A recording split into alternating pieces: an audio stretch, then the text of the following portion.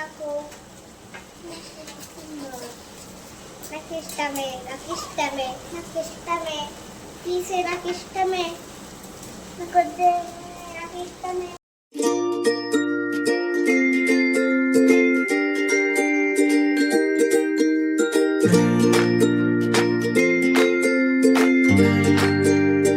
Chicken pulao ఇది మా ఇంట్లో అందరికీ ఫేవరెట్ అండి. ముఖ్యంగా మా బాబుకి చాలా ఇష్టం. 1 kg చికెన్ అండి ఇది. 1 kg చికెన్ మంచిగా వాష్ చేసుకొని 2 times సాల్ట్ వేసి కూడా ఒకసారి వాష్ చేసుకొని దాని తర్వాత మ్యారినేట్ చేసుకోవాలండి.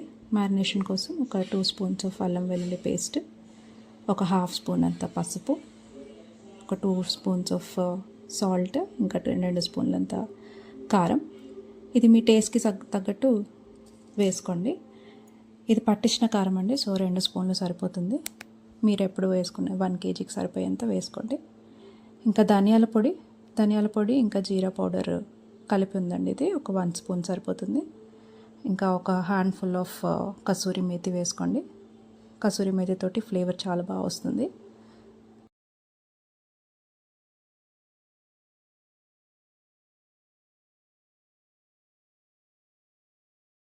తర్వాత కొంచెం ఫ్రైడ్ ఆనియన్స్ చేసి పెట్టేసుకోండి.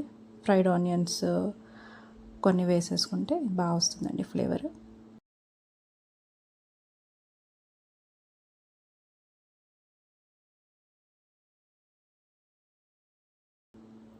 తర్వాత కొంచెం హోల్ గరం మసాలా, దాంట్లో పట్టా, లవంగాలు, మరాఠీ మొగ్గ, సాజీరా, ఇలాచి, అనాస పువ్వు ఇవన్నీ వేసి బాగా కలుపుకోండి.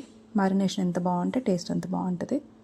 దాని తర్వాత ఫ్రైడ్ ఆనియన్స్ చేసుకున్న ఆయిల్ కూడా కలిపేసుకొని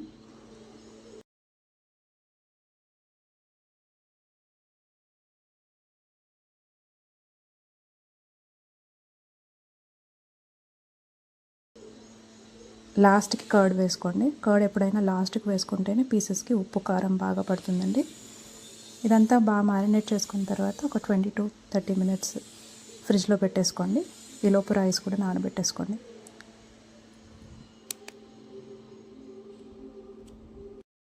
రైస్ ఎప్పుడైనా కూడా 1 kg చికెన్కి కొంచెం 1 kg కంటే తక్కువ రైస్ తీసుకోండి, అప్పుడే బాగుంటుంది.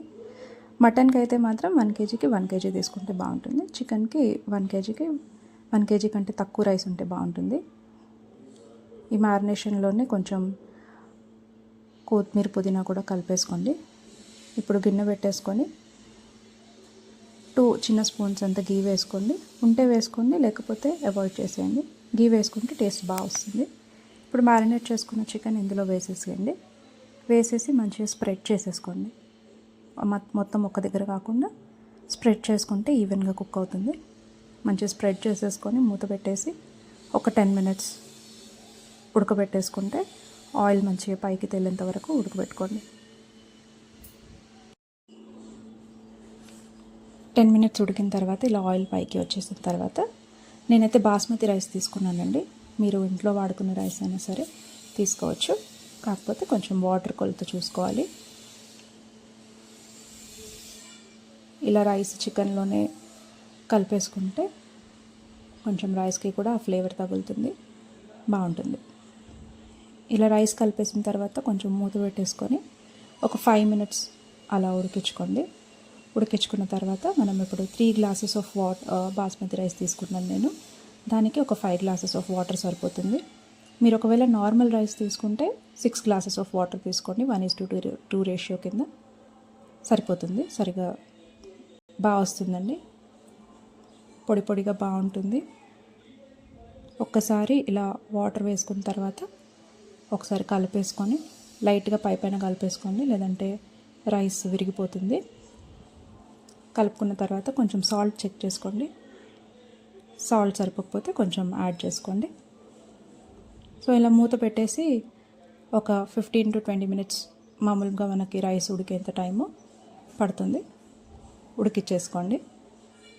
ఉడికిన తర్వాత ఆల్మోస్ట్ ఇంకా అయిపోయే టైంకి, ఇంకా దమ్కి అవుతుంది అనే టైంకి గరం మసాలా వేసుకోండి. ఇది నేను ఇంట్లోనే దంచి చేసుకుందండి. మామూలు పట్టా, లవంగా, సాజీరా, ఇలాచి ఇవి వేసి ఇంట్లోనే దంచి పెట్టుకున్న గరం మసాలా ఇలా పైనుంచి కొంచెం వేసేసుకోండి. ఇంకా మిగిలిన ఫ్రైడ్ ఆనియన్స్, కొత్తిమీర, పుదీనా ఇంకా హాఫ్ నిమ్మకాయ వేసుకోండి, సరిపోతుంది. మా బాబు అప్పుడే వచ్చి నేను వేస్తా అన్నాడు. కొంచెం వేయనిచ్చాను, పిల్లలు కదండి, కొంచెం చూసి స్టవ్ దగ్గర. అండ్ కొంచెం గీ అలా పైనుంచి వేసానండి, ఫ్లేవర్ బాగా వస్తుందని.